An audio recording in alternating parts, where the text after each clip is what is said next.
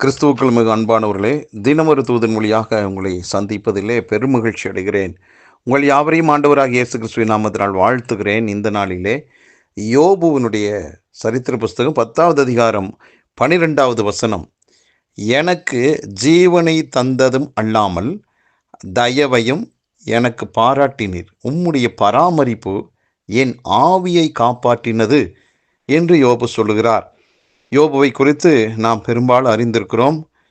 நமக்கு தெரிந்த அளவுக்கு வேதத்தில் அந்த மனிதனைப் போல மிகவும் சோதிக்கப்பட்டவன், பாதிக்கப்பட்டவன், இழந்தவன் யார் இருக்க முடியாது. அந்த அளவுக்கு ஒரு நொறுக்கப்பட்ட ஒரு பாத்திரம், பல்வேறு விதங்களிலே இழப்புகளை சந்தித்த ஒரு மனிதன். அத்தனை இழப்புகளின் மத்தியிலும் ஆண்டவரை மட்டும் அவன் மறுதலிக்கவில்லை, விட்டு விலகவில்லை.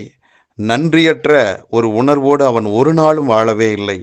அன்பானவர்களே, இந்த இடத்திலையும் கூட பலவிதமான நெருக்கத்தின் மத்தியில், கஷ்டத்தின் மத்தியில், வியாதியின் மத்தியில் சொல்லுகிறார், ஆண்டவர் எனக்கு வாழ்வையும் இரக்கத்தையும் எனக்கு கொடுத்தார் என்று.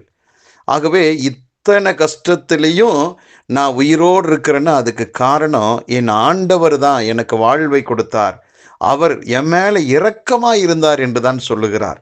அது மட்டுமல்லாமல் என் உயிர் மூச்சை ஆண்டவருடைய கரிசனை தான் காத்தது என்று சொல்லுகிறார். அன்பானவர்களே, நாம் நிர்மூலம் ஆகாமல் இருப்பது, அழிந்து போகாமல் இருப்பது அவருடைய கிருபையே. ஆகவே இன்றைக்கு நாம் பல்வேறு விதமான சோதனைகளிலே சிக்கப்பட்டவர்களாய் நொறுக்கப்பட்டு கொண்டிருக்கிற அனுபவத்தை கூட ஒரு சிலருக்கு இருக்கலாம். ஒரு சிலருக்கு மனது அளவில்லை, ஒரு சிலருக்கு சரீரத்தில் வந்த வியாதிகள், ஒரு சிலருக்கு பொருளாதாரத்தில் இருக்கக்கூடிய பிரச்சனைகள், சிலருக்கு சத்துருவின் போராட்டம், இப்படி எத்தனையோ விதங்களில் வானமண்டலத்தில் பொல்லாத ஆவிகளுடைய தாக்குதல்கள், தந்திரங்கள், இப்படிப்பட்ட வஞ்சகங்கள், ஏமாற்றங்கள், இப்படி பலவிதமான காரியங்கள் உங்களுக்கு எதிராக வந்தபோது கூட நாம் நினைப்போம், இதில் நிச்சயமாக நான் மீண்டு மேலே வந்துருவனா வரமாட்டேனா என்ற ஒரு கேள்வி எல்லாம் எழும்பலாம். அதற்குத்தான் இன்றைக்கு ஆண்டவர் உங்களோடு பேசுகிறார்.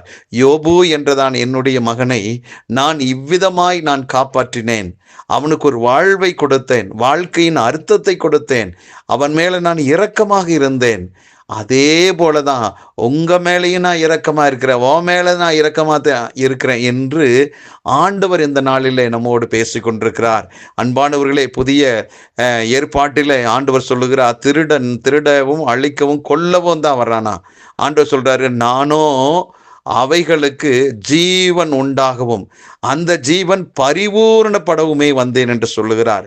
அன்பானவர்களே, ஆண்டவராகிய இயேசு கிறிஸ்து ஜீவனை, வாழ்வை கொடுக்கத்தான் வந்தாரே ஒழிய வாழ்வை பறிப்பதற்கல்ல, வாழ்வை கெடுப்பதற்கு அவர் ஒரு நாள் இந்த பூமிக்கு வரல. ஆகவே இன்றைக்கு என் வாழ்க்கை கெட்டு போயிருமோ, என் குடும்பம் கெட்டு போயிருமோ, என் தொழிலும் என் வேலையும் என் ஊழியமும் அழிஞ்சு போயிருமோ என்ற கேள்விகள் அவ்வப்பொழுது உங்களுக்கு எழும்பும் போதெல்லாம் சொல்லுங்க, இல்லை இல்லை, என் ஆண்டவர் என்னை அழிப்பதற்காக வரல. பிசாசு 1000 விதத்தில் எனக்கு எதிராகி வரல. ஆனா என் ஆண்டவர், நான் ஆராதிக்கிற, நான் நம்புகிற அந்த தெய்வமா இயேசு கிறிஸ்து எனக்கு வாழ்வு கொடுக்க வந்தவர். ஆகவே பிசாசு என் உயிரை எடுக்க முடியாது. எந்த விதத்திலும் பிசாசின் தந்திரங்கள், சூழ்ச்சிகள் என்னை மேற்கொண்டு ஜெயிக்க முடியாது.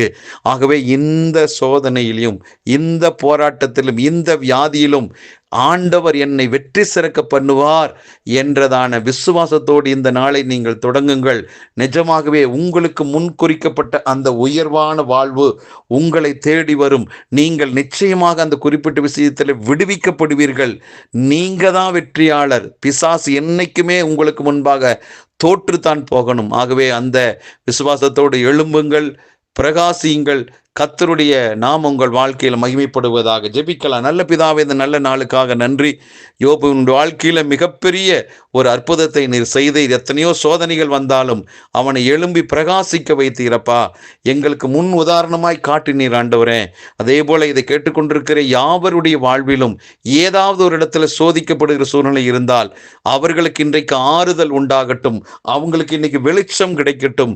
எந்த சூழ்நிலையிலும் கர்த்தர் என்னை கைவிட மாட்டார், எனக்கு அவர் ஜீவனை, வாழ்வை கொடுத்திருக்கிறார், நான் இதில் மீண்டும் எழும்புவேன், பிரகாசிப்பேன் என்ற நம்பிக்கையோடு எழும்பட்டும், பிரகாசிக்கட்டும். இயேசுவின் நாமத்தில் நல்ல பிதாவே, ஆமென்.